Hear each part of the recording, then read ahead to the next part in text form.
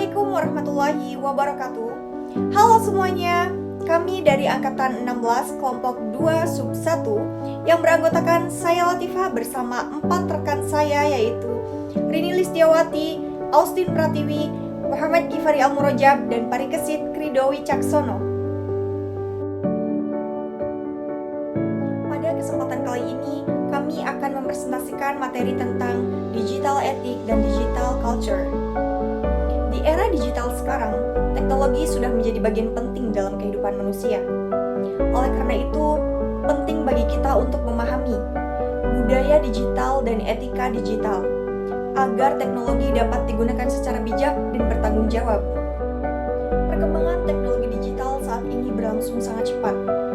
Hampir semua aktivitas manusia dilakukan melalui internet, seperti belajar, bekerja, hingga berkomunikasi. Media sosial juga menjadi bagian dari kehidupan sehari-hari. Namun, penggunaan teknologi tanpa etika dapat menimbulkan berbagai masalah. Oleh karena itu, kita perlu memahami pentingnya budaya dan etika digital. Di sini saya akan menjelaskan apa itu digital culture.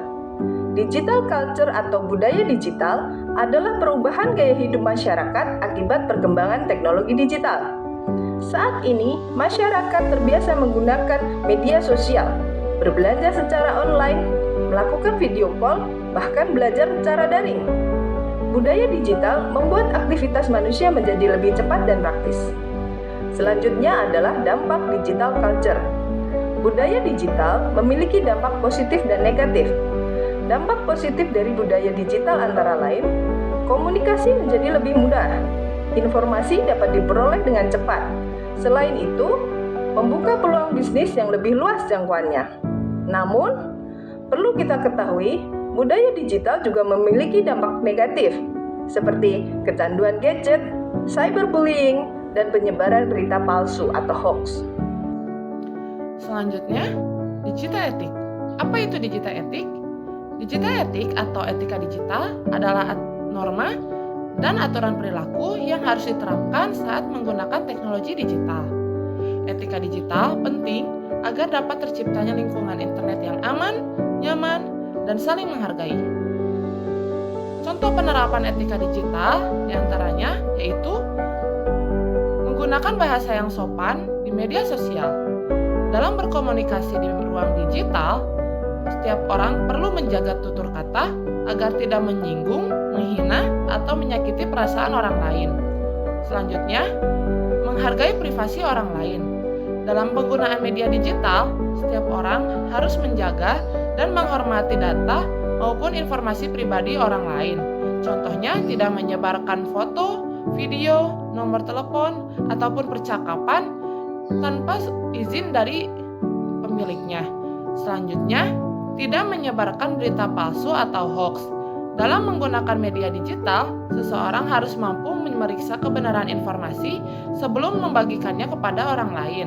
Informasi yang belum jelas sumber dan faktanya sebaiknya tidak langsung dipercaya atau disebarluaskan.